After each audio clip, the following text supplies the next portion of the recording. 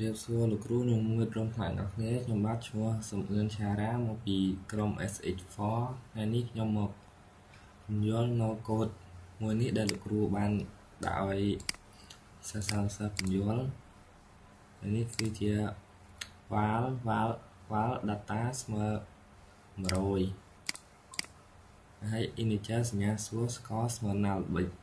យើងដាក់ integer ហើយយើងដាក់សញ្ញាសួរមួយចឹងដើម្បីឲ្យ integer ហ្នឹងវាស្មើ null ហើយ bool សញ្ញាសួរ is logic ស្មើ true string result ស្មើ is logic ស្មើសញ្ញាសួរឲ្យយើងសរសេរដាក់ចឹងដើម្បីឲ្យ bool សញ្ញាសួរហ្នឹងវាស្មើ true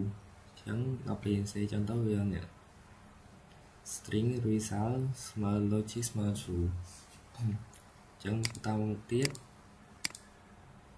ចាំបន្តិចអូខេយើងមកវិញ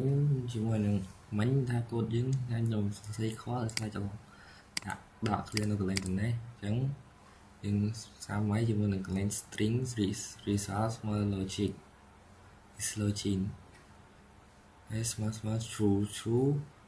សញ្ញាសួរនេះដើម្បីឲ្យវាលោតចេញថា data នេះវាជា integer ហើយអាហ្នឹងយើងចាប់ហើយយើងចន្លោះទៅដក clear មក score សញ្ញាសួរ2 60ដើម្បីឲ្យ score នេះវាបដូរទៅជាលេខ60នេះបើសិនជាលេខ60នេះធំជាងឬស្មើ50គឺវាពិតបើកន្លែងលេខ60នេះវាជាលេខ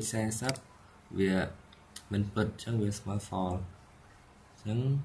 ដល់ខាងក្រោមទៀត result សញ្ញាសួរមិនអាចបង្ហាញលទ្ធផលទេព្រោះវាអត់មានលទ្ធផលទេហើយ result សញ្ញាសួរ2នេះដើម្បីឲ្យវាស្មើនេះមិនអាចបង្ហាញលទ្ធផលហើយការបញ្យល់កូដរបស់ខ្ញុំមានតែប៉ុណ្្នឹងទេជាចុងក្រោយសូមអធិស្ឋានគ្រូបើសិនជាមានកំហុសខុសឆ្គងត្រង់ណា